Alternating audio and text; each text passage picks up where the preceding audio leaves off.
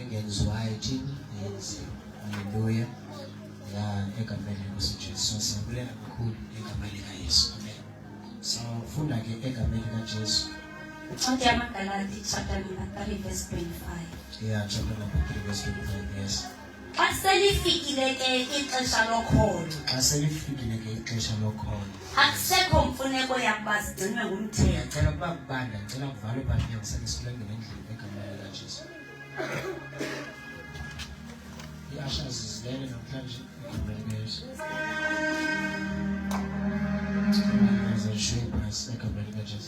Verse number 25. Verse 25. Yes. Xa selifikile ke ixesha lokuba sigcinwe ngumthetho. Balekile izinto ezimbini ke umthetho ngiyuveza kakhulu egameni likaJesu uzosebenzisa lo webandla. Balekile umthetho wenza ibandla lengoni nabaphakathi kulo bangoni. Balokho egameni likaJesu. Niyaba namathandekayo incedisa kakhulu ukuthi bazane babe kulento inye, babe kule ngqondo inye, babe kulento bakuyo. Haleluya. Banomthetho ifemeli nefemeli barantana mithathu phansi egameni likaJesu. So kuya kube khona umthetho ke nokusemsebenzini emsebenzini ivamile ukuxhonywa ke ngoba kule company kusetshenzwa kanjani, nazi izinto ezivunyelwe, nazi izinto ezingathina ezingavunyelwanga. Alibonga egameni likaJesu. Amen. Yokuqala ke evame umakhona ezikhampani egameni likaJesu ukuba egameni likaJesu ukulwa egameni likaJesu ezwa ziqoqo ziyagxothisa. Alibonga egameni likaJesu. Walwa emsebenzini noma ukusukela egameni lenkosi Jesu kodwa uvele nje uqotho. Okwesibili noma ngabe ukuthini ukuba Jesu wenza njani uyagxothisa. Alibonga egameni likaJesu. Leya inhloko nje. Alibonga egameni lenkosi Jesu. Haleluya. Ezinye nezinye ke zihambe ke ziziye pha. Haleluya. Kodwa ezi zibili zivamile noma umuntu zimkhuphe ngapha komsebenzi. Haleluya. Now apha ke ngoku kukhona nomthetho ke ngoku obekulawulwa ngawo phambili. Alibonga egameni likaJesu. Before alibonga egameni likaJesu umoya ingcwele afike emntwini. Haleluya. Bekunemithetho ijonge incwadi qala egameni likaJesu jonge iExodus jonge iLeviticus jonge egameni likaJesu iDeuteronomy jonge iNumbers. Apho khona kubekwe umthetho but iwesi incwadi yeNumeri iNumbers sizalisekisa umthetho sisiphumo salento ebekuthethe okuvunyelwene ngayo. Balibonga egameni likaJesu. Kunendawo phayana ukuthi uba ubili okanye wenze lonto ngalonto mawuchethwe. Haleluya. Kunevesi phayana ithi ya mawubonakale nasehlabathini ukuthi mawubonakale kwesisizwe ukuthi uloluhlobo. Ngoba bathandekayo awuthi babenze into rongo masini mhlawumbe ubile wawuqhawe izandla so that waziwe into yokuba isizathu sokungabi nasandla wenze njani yiwo. So uba udlwengule egameni likaJesu ulungiswa nendawo imoshayo. Balibonga egameni likaJesu ubonakale uyingxaki lalisuswa. Balibonga egameni likaJesu. Kunamazwi apha ufumanisa ukuthi kuko abachethwe inqali bengavumelekanga ukuba bangene ebukhoneni because benze njani baqalekisile ngenxa yomthetho owawumisele. Balibonga egameni likaJesu. Umthetho wawungenandaba yokuthethelela okuthile. And wangenayo indaba yokuzicacisa ukuze understandwe. Balibonga egameni likaJesu. Wavele kubeka into yokubana sibeke savumelana kube nje. Balibonga egameni likaJesu. Niyama nabathandekayo labo bana ke ngoku lo mthetho uzozaliseka masibuya ngizoyiveza yonke bathandekayo because needs andenzele umzekelo oba noqaphelo lomthetho sila ngawo. Balibonga egameni likaJesu. Ukutshela ungafika uJesu baphinda bazalwane bafuna uzalisekisa lomthetho. That's why abantu abaninzi abangakholwayo abanye abangatyhilekelwanga nguKristu xa bethethayo bazalisa le vesi ithi andizange uchitha amasiko nezithethe. Ayikho lo vesi eBhayibhileni. Ungayifunda incamo ayikho eBhayibhileni. Ingqondo abazakhele bona ukuze bakwazi ukuqualifya kulento bayenzayo. Ngoba bathandekayo nale vesi ithi uthi kuncedo ezincedayo ayikho eBhayibhileni. Manje ngenxa yoba besindwe sisindo somthetho banevesi abakwazi ukuzithethelela ngayo. Yabona bazali uThixo nezinto zakho ongenakwazi umxuba uThixo nezithixo ngoba awubhaqi usenza lo wawubulawa niyama namathandekayo nalo wavela ngokuyesu ezofundisa ufika phezulu abantu abaphethe umthetho kaMoses kanti sekuzophikiswa okanye kuzobhuqulwa lento bebephila ngayo because exesheni lomthetho bengekho umongcwele but bekuphilwa ngoba kubhalwe kwathiwa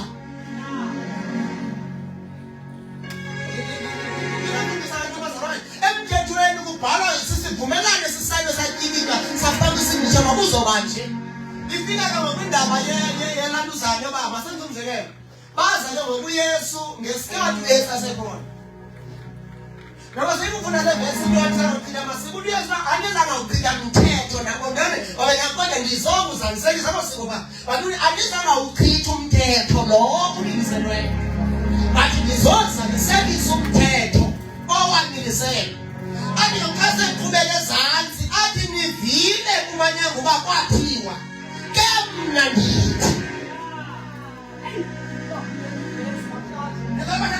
uthi nivile kwathiwa emthethweni kodwa ke ngoku mna Yesu ndithi andikomoke izinto azivezayo phana zibeka sibaxaka abantu bomthetho because indaba yomthetho abantu bakhona bamkonza uThixo besengqondweni bengako because baba bomthetho baba basiyes na uthi ngubhala kwathiwa mna ndithi eyokuqala wayikhanganyayo awayikhanganyayo zininzi bazalwane abakhulumi nakuzo because bana khanya wazofika le ndaba yokuthi oje wambona wamkhalela senze njani sewuyi uthi mna nje kube unabanganisuse ngithi mna nje ukumbona ungadanga waye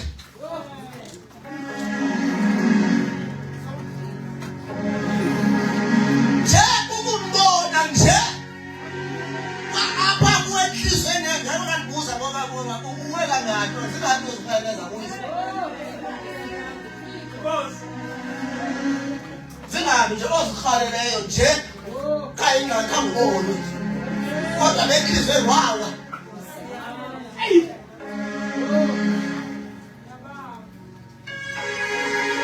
mna ndithi umthetho bakuya ngoku bayibona njengesinayincane bazisa umama abantu bekrexeza bakabambisisa kuye nemondeni ndithile zokuxabacaba basandojitandisa ngamandla umthetho ukuthi kunjani ukabaleka na uthi ngoku bazisa kuyesu lo muntu sele ekrexeza zize zamzili kubhalwe wathi emthethweni obanjwe esenza njani makenze njani athi umkrexeza umkrexeza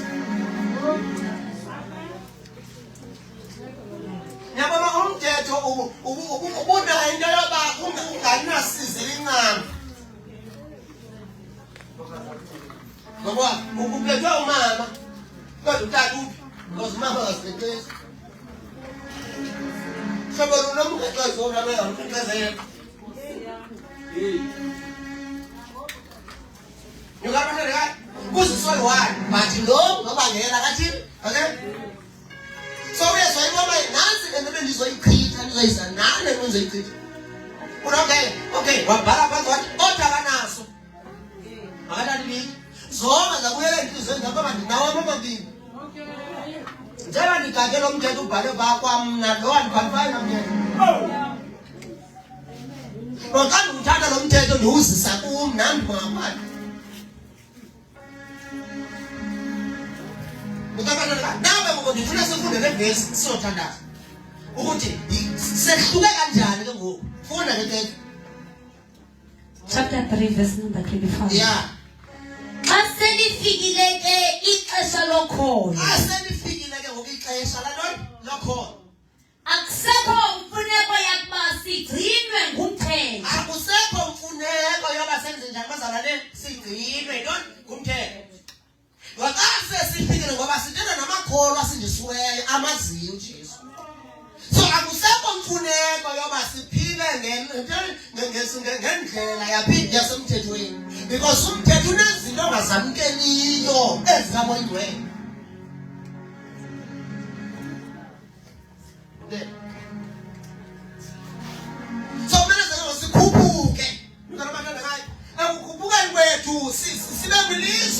lokukholwa. Because ilizwe lokukholwa kukwezinto ezenzekayo engqondweni nakwizwe kabona. But xa uzibone enyameni uzibona zinakwenzeka. But xa uphila ngokilizwe nasekukholweni uzimitha uzizale zingekenzeki. Livane ukukholwa kwenza njani? Ukuqiniseka ngezinto ezitheni ezingabonakali. Now akusekho mfuneko, yeah? Verse 26. Yeah. Lukho lonke olunenze nangonyana bakaThixo. Asisukanga bazalwane salaba bantu singabi bekukukholwa ukusenze saba ngonyana bakaThixo. Yabona abantwana asizalanga sisindisiwe but bekukukholwa ukusenza sibe ngaba bantu batheni bazalwane bangonyana bakaThixo. Oh God. Malonga mlozi. Hallelujah. So ukukholwa ngokusenze santoni sangonyana bakaThixo. Ukholwa umthetho esiwaziyo nesizalo lokuwo sakhula ngawo. Kodwa ukukholwa kokona ususenze saba ngonyana bakaThixo. Ukholwa. Maneke umzekela ngokwena ongekakholwa zintoni izinto owancedwa kuzo. Zintoni ngokuzinto ongcela umncede kuzo. Ngoba masifundise ngokubantu abanokukholwa mababe nako ukunika kuMondweni bathembele kuye. Ngoba lingozi ikholwa elikholwa lingenamondweni kweli xesha siphila kulo. Haleluya. UMondweni uba ngumfundisi wakho, umfundisi engekho. Uba ngumzali wakho, abazali bengekho. Uba ngutitsha wakho uwedwa. Uba ngumkhokeli wakho uMondweni alawule wena phile kuwe. Hey. Mabonga Nkosi Yesu. Sinezinto esivele simnqandwe ngazo, asimnqandi uMondweni amnqandi uwedwa. Hey, nguye uthetha nami ngingedwa. Andakhe.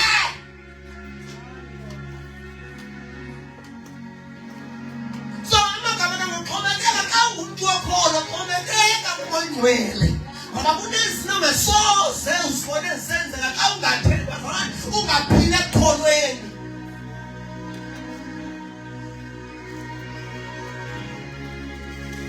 Hallelujah. So ukukholwa ukuba kusenze saba ngonyana bakaThixo ukukholwa okusenze saba ngonyana.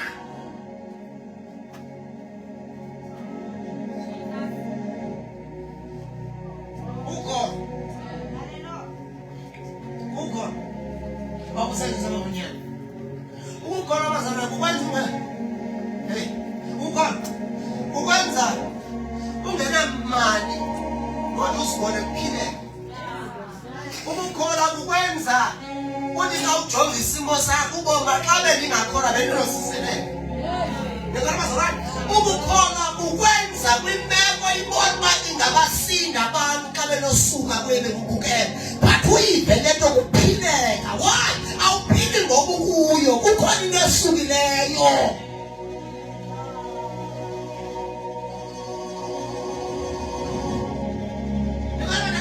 Ukukholwa uvula iminyango ibonayo ngeke ivuleke le minyango kodwa uzibona uphakathi ukukholwa. Kuneminyango engena ngenxa yokukholwa uzazi niphakathi kuyo noma ngokholwa. Ngoba ilizwi lenkosi ukholwa lungenayo imisebenzi lenze njani bathandekayo.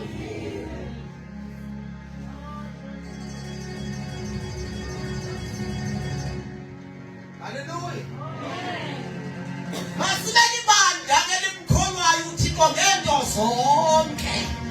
Sibe ngabaza ngoba ukukholwa okukwenza umuntu abe ngunyana kaThixo. Sandamva utata engamnakekela unyana. Sandamva utata engamthemba unyana ngefa analo. Sandamva umzali ongamthembi unyana ngewili yakhe. Ngoba uyayazi noba ndingangabikho kodwa ifala lendlu. Bese niye ndawo ngabantu abaphile ekukholweni siyathenjwa ngeza zasezulwini izinto ngoba singonyana senziwe sangonyana ngenxa yokukholwa.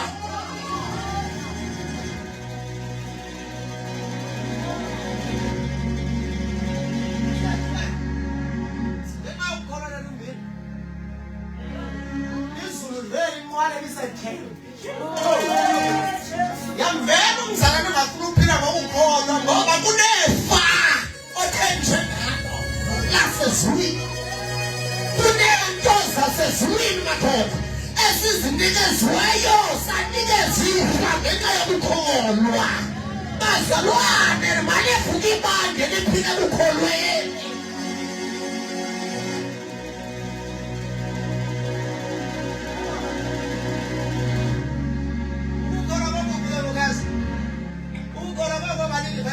Israel wahamba 40 days 40 nights njengoba isihlanga esinye savuka. Balindima bazalwane ngithi 40 days 40 nights kwaba zonke iziganeko zenzeka phezu kwesihlanga esinye baphuma ngaseyiphudi. Kodwa bahamba bawufika bengagugelwanga nasimpathana. Isho njalo iBhayibheli lithi nempathana zabo zaziguge.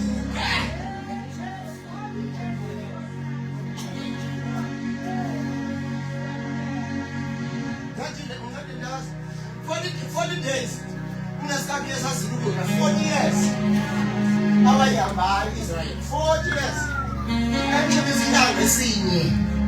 Noma wasithenge emaChina noma wasithenge eKamezi noma wasithunga. Kodwa 40 years. Abantu abakholwa bayakhenjwa.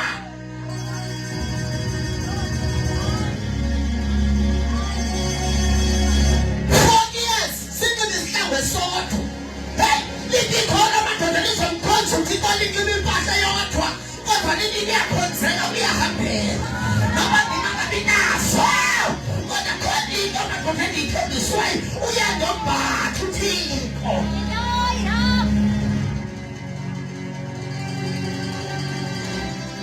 Ikuphuthi kokukholwa khona insonga zofika kuShandali namasha.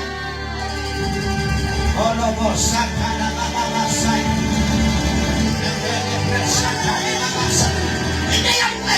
Israel ukuyofika ngoba ukholwa izwi lakhe phakathi kwemeko, ukholwa izwi lakhe phakathi kwephithelo, ukholwa izwi lakhe noma maza yena yenyuko asiwele siyangaphesheya noma lungaveli kwephithelo kodwa kathintani ngoba siyangaphesheya.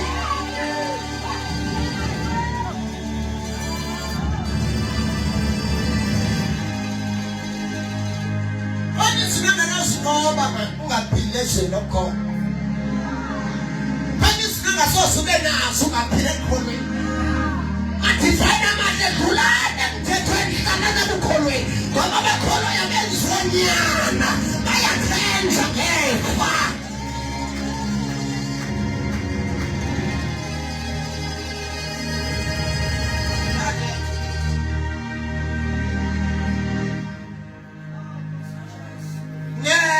Lethu ke lidine sulwini lithi amaselanga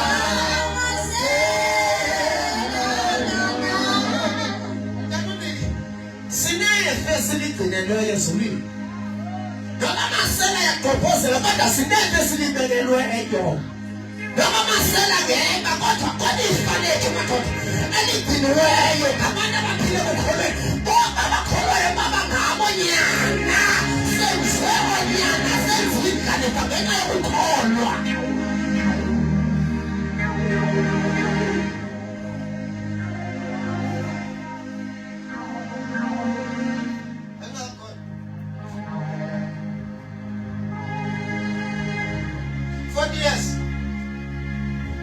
Kugele mbadala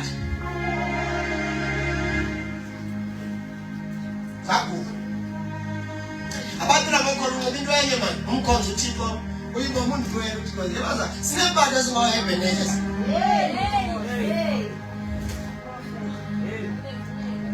sibelo ukubonga webeneza undithwela kakhalasi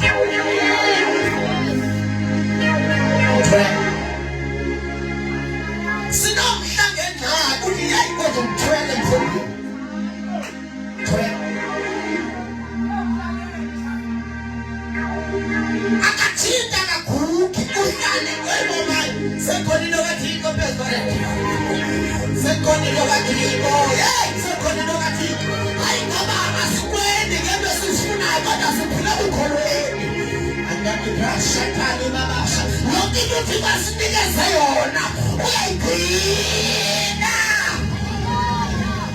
abaphile khona sinezindazindonga zinezasingayafodi lesasingaqhamfaya kodwa sibone singena ngoba abaphile kukhona baneminyaka abayingenayo kodwa babejonga bebuyele enyameni hayi uthixo iinqobo zakho banendawo abaphumelela kuzo babejonga ukuthi uthixo lowenzileyo sinendawo esingakhwalifayi kuzo kodwa kawujonga wena nawenqambi yakho ezalela kuyo ubona uba ngekhe kubekho umntu nje yangade uthixo lowenzeleyo.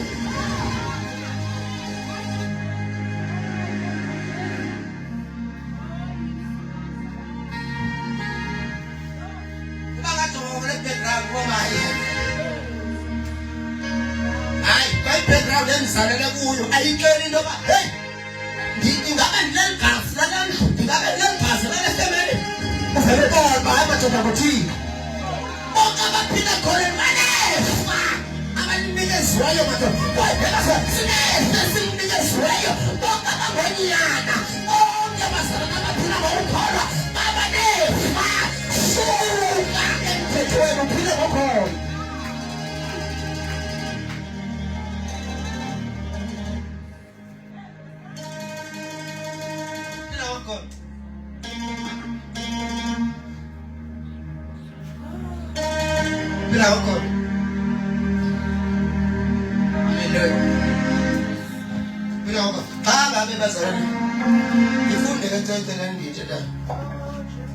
Verse 27. Nonke nina nibhaptiziweyo nimanywe noKristu ngoba nambethe uKristu.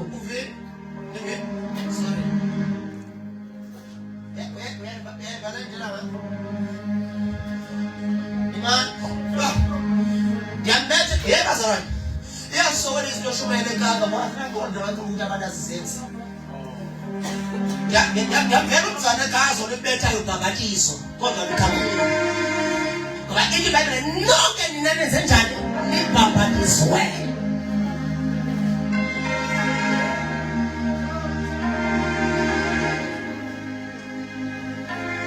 No ithi ngoba nonke nina nibhabhatizwe nenze njani Nimanywe noKristu. Nimanywe noKristu. Ubhabhatizo ke mnakakazi liyi-2 ndiyayeka ngoku ndiyeke lushumayela qiniseka ubhabhatizo liyi-2 ubhabhatizo liyi-2 ngiyandazi abaninzi bandazi nasendifundisa ngobhabhatizo nawe uyulidawuthi ubhabhatizo ya fase ndilifundisa yes andilifundisi ningazi ulenza Ase ndilifundisa ubhabhatizo uyulidawuthi lonke uthenze ukuthi hayi ngabhabhatizo wenza umqandeze komnye wena senji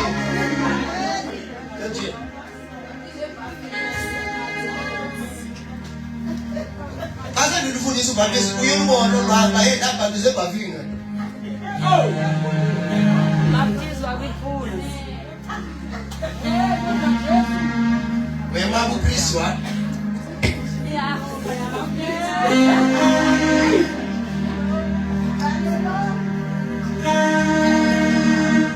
anishumela ubhabhatizo namhlanje kodwa nithi ke ngoku ababhabhatisiweyo benza njani cebisa Nimanywe bayamanywa which means kuba khona isivumelwano njengami nonkosikazi umlando wami uye uthi kakhulu uthi waye wazimanya ethi lo mthetho so amagama ngawe ndazibophelela ubumna bami Nkosi Yesu. haleluya so ke ngoku abantu abafana ngokubhabhatizo lokuqala elokuqala mama afuye ubhabhatizo lelo mfaka amanzini lokuqala lokwenza njani lokufana amanzini elesibili ubhabhatizo leli kamoya oyigcwele bhabhatizwa amandla kamoya oyigcwele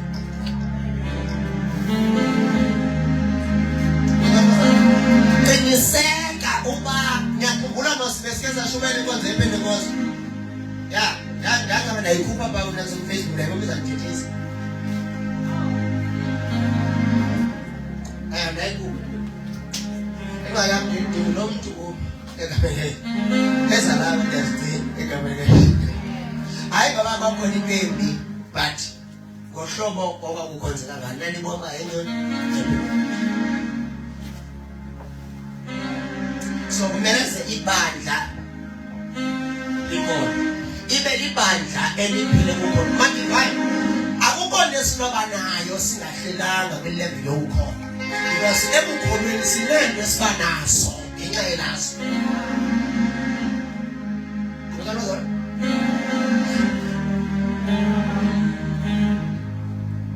Engaba ukukuneko bizwe lokukholwa yazi uphile izwe lokukholwa unyana engenye uyathethwa ngeva leli ngawubaba lizokesaba ngawubaba lizongamanda kaMontwele qiniseka uba ngumzalwane omdingayo uMontwele umfune Montwele ubhabhatizwe ngamandla kaMontwele because kunezinto ongenawuzihamba kuneminyango ongenawuyityhoboza kunempilo ongasoze uyiphile ungafunyananga ngamandla kaMontwele.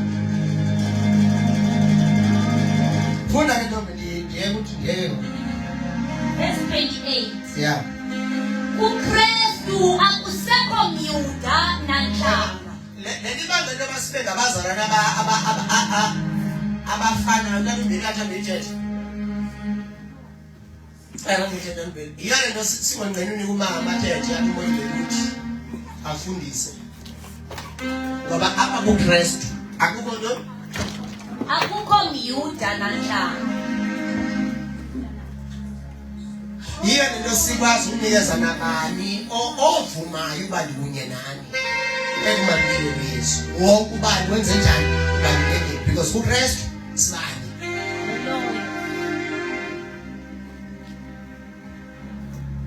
Yeah. Akusekho khoboka namntu ukhululekileyo. Yeah.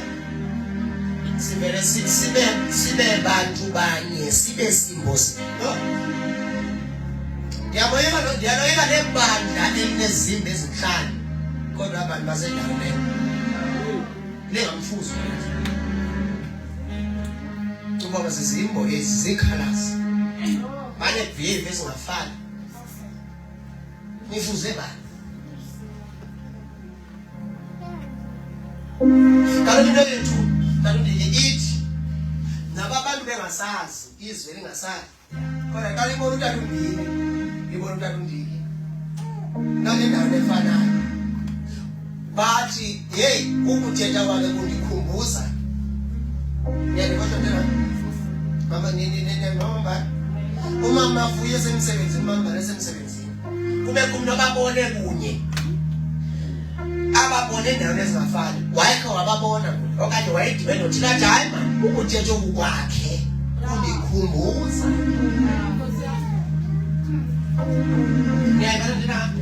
Engekho ndaweni mama Cinayo kodwa ikhona lento ibenza bafane.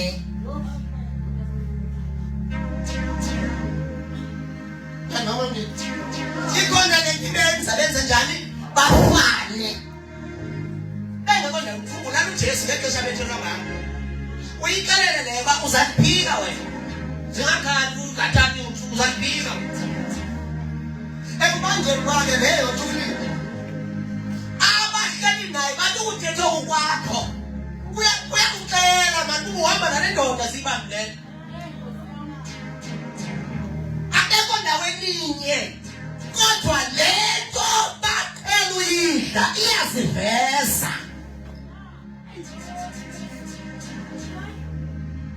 Le nto baphila ngayo iyabaveza.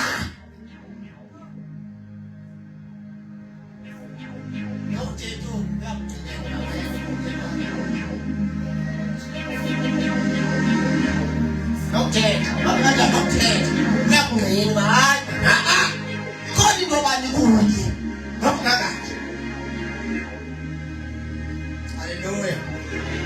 Yeah, ukholo ke ngoku yes. Ndoda naphinga ninonke ningumthombo wokumanywa Loda nabhinqa nilonke ningumntomnye ngokumanywa noYesu Kristu. Hayi mina kathethana. Nivala umlomo nenze into leyo. Nibenesinaki. So ngamagama anganiqalisa njani ngothi baqaliswe?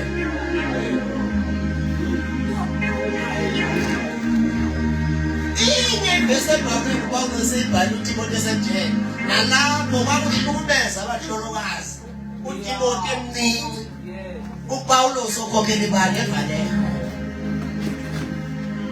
so wayikhupha ngoba wayetemile ngaba abantu nasekuzwa nguwe wena okolungu umntwana so then ibona yabele nekuza ibanda lilawuleke manje ibhali bethi umfazi alimvumeli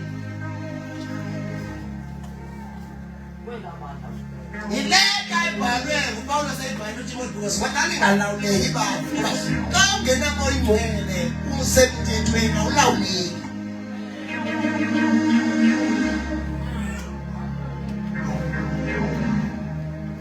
Dani amen awulawuleki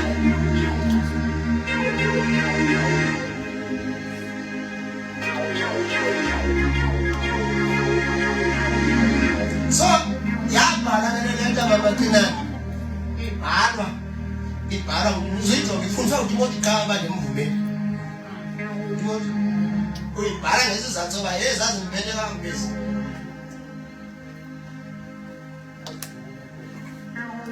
so wathumela lento ibibanga namene order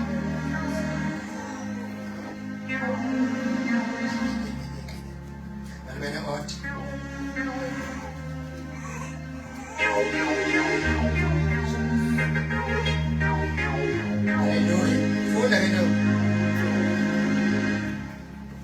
Verse 28. Verse 29. Yeah. Ukuba ke ningaba kaYesu. Ningabazukulwana bakaAbraham. Okay, funda. Nizindlalifa ngokwezithembiso. Nizindlalifa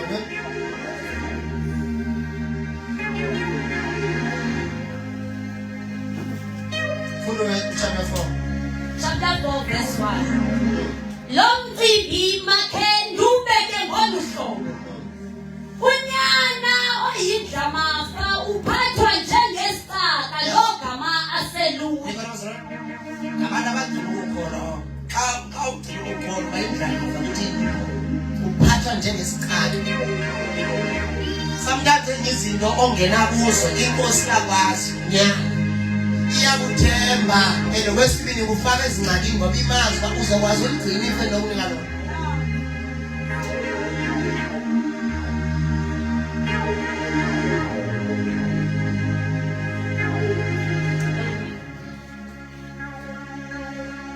Hallelujah. Yebo, wena uyajojoya kanti inkosi ifuna ukugcina.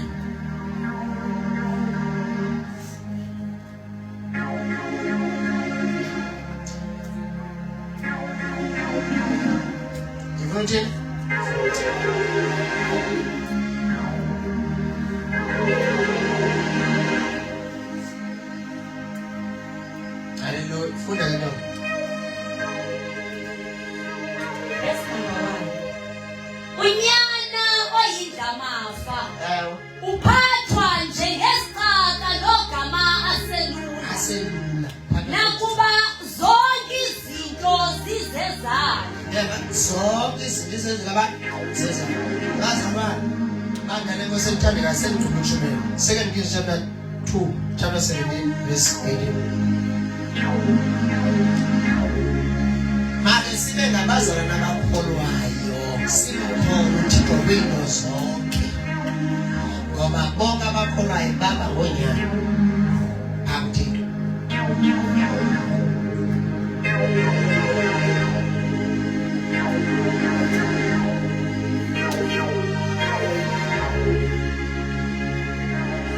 Chapter 2, chapter 2 Kings, chapter 17, verse 18. Verse 18. Ngoba ke undikhoyo wakhathazeka gqitha waza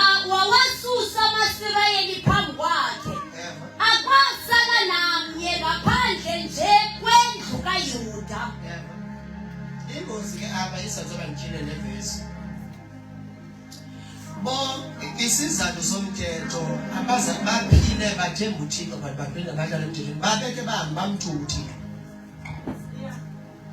Isijongo incwadi kaNkulunkulu Kings bahambe bamthuka uThixo noba kube yikuthi ibe ngaba bathi kunini sisi ungabe sifelela ikudla noma sivela kuntanga baphinde phofu lo muntu benzele isimangaliso ezinkulu bakube ezweni babuye bazosidinwe sesonga ngoba basithola unaba ngoba xa ungaphili ngokukhona ukumthuka uThixo basidinwe sesisonga sinkathu ngoba basithoba basazola ukudityaniswa entweni bayaphakelwa bayenzelwa abantu abaphila abazalwane emthethweni banokukhalaza okuninzi dala ukuncoba uThixo banokukhalaza wayisenziwa lento yenzelwa nto ungathiwa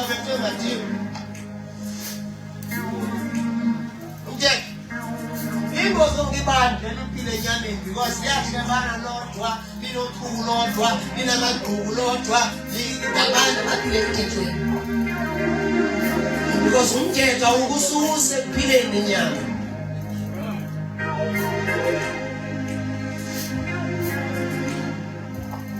funa lo verse 19 kanti nayo leyo ayithobelanga imithetho kaNdikhoyo uThixo wayo. Verse 23 Wadake uNdikhoyo wawagxotha ngokwezilungiso awayesenze ngomlomo wezigakazakhe abashumayeli. Chapter 23 verse 27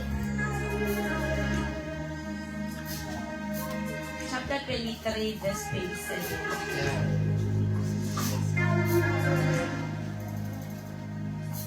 Verse 27 Ngoko ke uNdikhoyo wathi ndiza kumgxotha phambi kwam uYuda kwenjengoko ndenzayo kuIsirayeli. Ewe ndoyibukula iYerusalema isixeko endazinyulayo nditsho nayo nendlu endandithethe ngayo ndathi lohlala kuyo igama lam.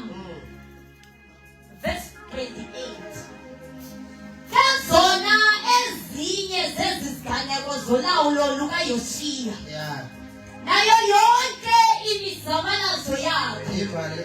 Chapter 12 verse 11 iqhubeka bazalwane. Hallelujah. Masibe nokukhoba amavuyo sinefa lethu sinento zethu manje ukuthi basinikeze zona ezisekhona. Hallelujah. Bandla lenkosi ayikho iminyango sizoyingena bombili singakhange sibe ngabazalwane abakholwayo. Yeke nje lento sokuthelwa ngabantu ukuthi kuyakhona kuyaphila kukho. Hey. Zona kho.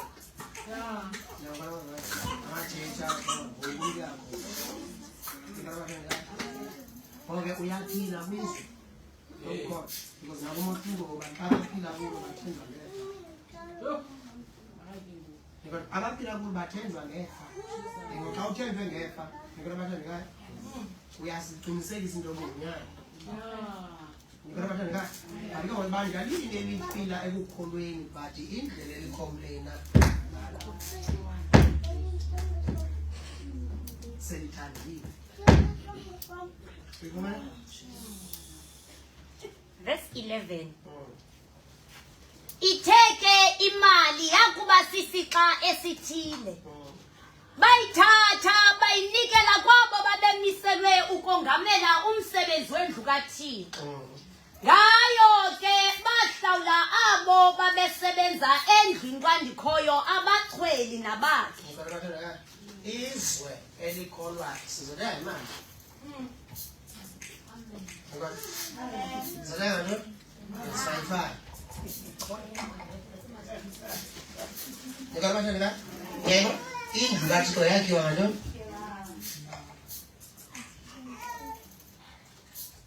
Ngikho asinanto futhi ngifuna ivesi ngoba asithina asinanto futhi soze sibe nayo. kodwa nje sesincedwa mama uNsinga ukuthi ukukholwa. Xa sikholwa yonke into siyayazi ukuthi uThixo akadli imali yomuntu.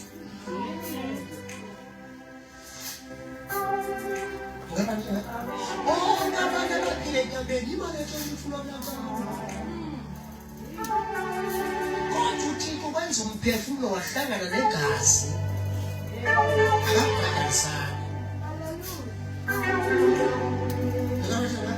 Abenze ukuthi ube ngulukholwayo akakubhadalisi. Ngoku ke ngoxa ufuna wena wenzile ukuthi into mangapha amazi ukuthi kangaka. Verse number 10. Verse 10. Yayisithi yakuba sisika imali leyo. Apho kulotyesana. Unobhala wasebhotwe kunye nombingelelo omkhulu benze bayibale imali ezisiweyo endlini kaNkulunkulu. Thina sibathuko nobhala wonke ngokuxelisa sona.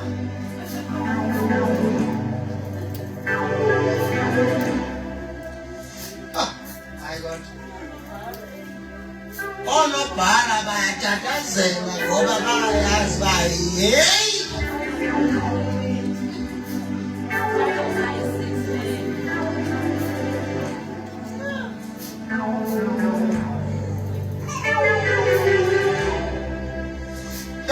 Ayimanje banevesi ayithatha kayifunde mntana namba verse number 6 nibe nisiza ngaphambili funda verse 4 isahamba ngaphambili. Verse number 4. Uyawashe wathetha nababingeleli wathi qobelelani yonke imali eyiminikelo eziswa endlini kaNdikhoyo.